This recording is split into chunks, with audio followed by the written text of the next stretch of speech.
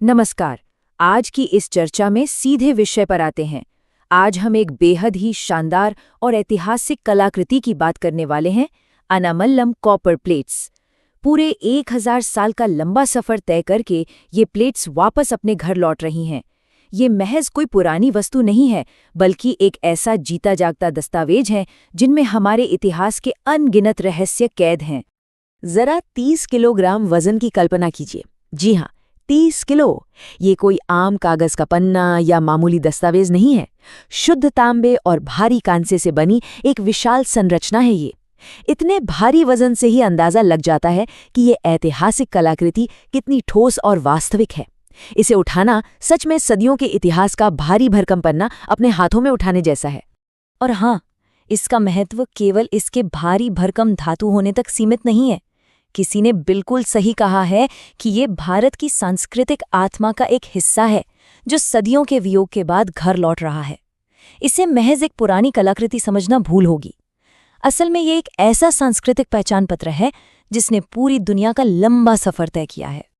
अब बात करते हैं इस ऐतिहासिक घर वापसी और 2026 में हुए राजनयिक हस्तांतरण की। 600 ये महज एक संख्या नहीं है, ये एक बहुत बड़ी और गर्व करने वाली कहानी है। 2014 से लेकर अब तक विदेशों से चुराई गईं या ले जाई गईं 600 से अधिक ऐतिहासिक भारतीय पुरावस्तुओं को सफलतापूर्वक वापस भारत लाया जा चुका है। सांस्कृतिक पुनरुत्थान की दिशा में ये एक लगातार और तेजी से चलने वाला प्रयास है। इसी कड़ी में एक ताज़ा और बड़ी कूटनीतिक सफलता हाथ लगी है। 15 मई 2026 को नीदरलैंड्स के प्रधानमंत्री रॉब ज़ेटन ने भारतीय प्रधानमंत्री नरेंद्र मोदी को ये ऐतिहासिक प्लेट सौंपी। सच कहें तो यह कोई रातों रात हुआ चमत्कार बिल्कुल नहीं था। यह 2012 से चल रही लंबी कूटनीतिक वार्ताओं का बेहतरीन नतीजा था। इसमें नीदरलैंड्स की 2022 की औपनिवेशिक कलाकृति वापसी नीति ने भी एक बड़ी भूमिका निभाई। अब इन बेशकीमती प्लेट्स को भारतीय पुरातत्व सर्वेक्षण यानी ASI को सुरक्षित रूप से सौंपा जाएगा। चलिए अब इन अनामंगलम कॉपर प्लेट्स को थोड़ा करीब से देखते हैं और इस कलाकृति के रहस्यों को खोलते हैं। इसकी भौतिक संरचना अपने आप में बेहद जटिल और दिलचस्प है। इसमें कुल 21 बड़ी तांबे की प्लेट्स हैं और 3 छोटी प्लेट्स शामिल हैं।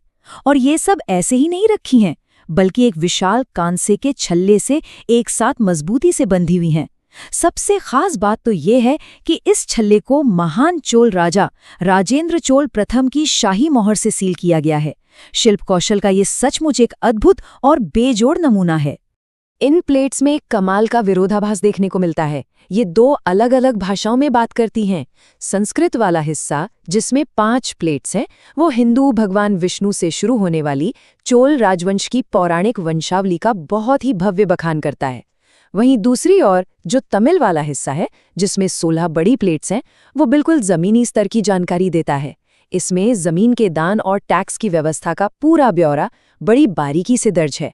मतलब ये मिथक और रोजमर्रा के प्रशासन का एक एकदम अद्भुत संगम है। और अगर उन 3 छोटी प्लेट्स पर नजर डालें तो वे एक बहुत ही अनोखा भाषाई बदलाव दिखाती हैं। सीमा शुल्क या कस्टम ड्यूटी के लिए जो पारंपरिक शब्द था उल्गू, उसकी जगह यहाँ दक्कन क्षेत्र से प्रभावित शब्द सुंकम का इस्तेमाल किया गया है। ये बदलाव कुलोतुंग चोल के समय का है। ये महज एक शब्द नहीं है, बल्कि इस बात का पुख्ता रिकॉर्ड है कि कैसे उस समय भाषाएं और संस्कृतियां आपस में घुल मिल रही थीं। तो अब 1000 साल पीछे चलते हैं और बात करते हैं उस शक्तिशाली चोल साम्राज्य की जिसने इन्हें बनवाया था। चोल साम्राज्य का वो शानदार स्वर्ण युग 985 ईस्वी में राजराजा प्रथम के शासन के साथ शुरू होता है। इसके बाद 1010 ईस्वी तक तंजावुर का भव्य बृहदीश्वर मंदिर बनकर तैयार हो जाता है, जो आज भी वास्तुकला का एक बेजोड़ अजूबा है। 1014 ईस्वी में राजेंद्र प्रथम सिंहासन पर बैठते हैं और फिर आता है 1025 ईस्वी का साल, जब चोल नौसेना श्री विजय साम्राज्य के खिलाफ अपना सबसे विशाल और ऐतिहासिक समुद्री अभियान शुरू करती है। ये वो युग था जिसने चोल साम्राज्य को अपने समय की एक निर्विवाद महाशक्ति बना दिया। आगे बढ़ते हैं और देखते हैं उस समय के बहुलवाद और समुद्री व्यापार को, जहां विरोधाभास की एक अलग ही शक्ति दिखाई देती है। अब एक असाधारण विरोधाभास पर गौर कीजिएगा। एक शक्तिशाली हिंदू राजा अपने ही एक गांव के राजस्व को एक विहार यानी एक प्रतिद्वंदी बौद्ध साम्राज्य के मठ को बनाने के लिए दान दे रहा है। नागपट्टिनम में चोल राजाओं ने श्रीविजय के मलय बौद्ध राजाओं को यह निर्माण करने की बकायदा अनुमति दी। यह उस दौर की कूटनीति और धार्मिक सहिष्णुता का एक ऐसा शानदार उदाहरण है जो वाकई हैरान कर देता है। लेकिन जैसा कि इतिहास में होता है, ये शांति हमेशा के लिए नहीं बनी रह सकी। इस बढ़ते तनाव के केंद्र में अर्थशास्त्र था।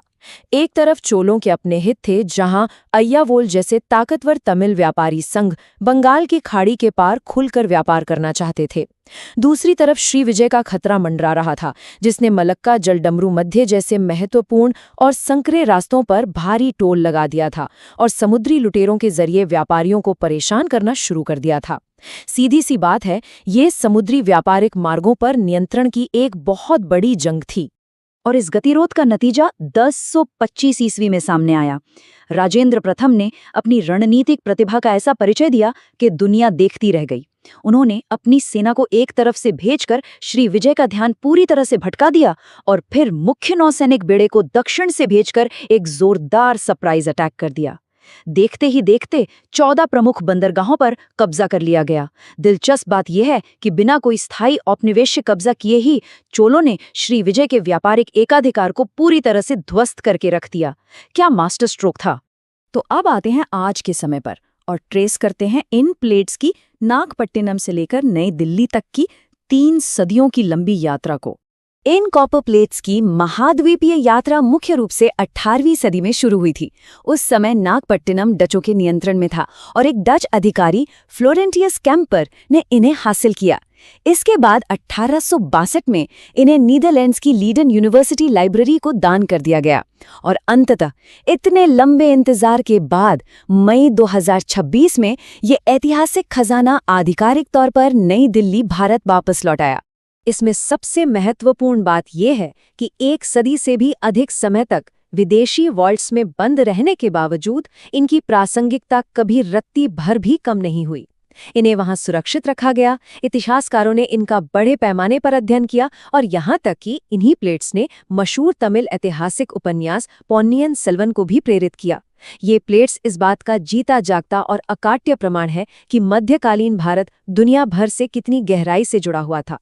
तो अंत में एक बहुत बड़ा और अहम सवाल उठता है, हमारे इतिहास के ऐसे कितने और अध्याय अभी भी विदेशी तिजोरियों में बंद हैं जो पढ़े जाने का इंतजार कर रहे हैं। अनामंगलम कॉपर प्लेट्स की एक घर वापसी महज एक शुरुआत है।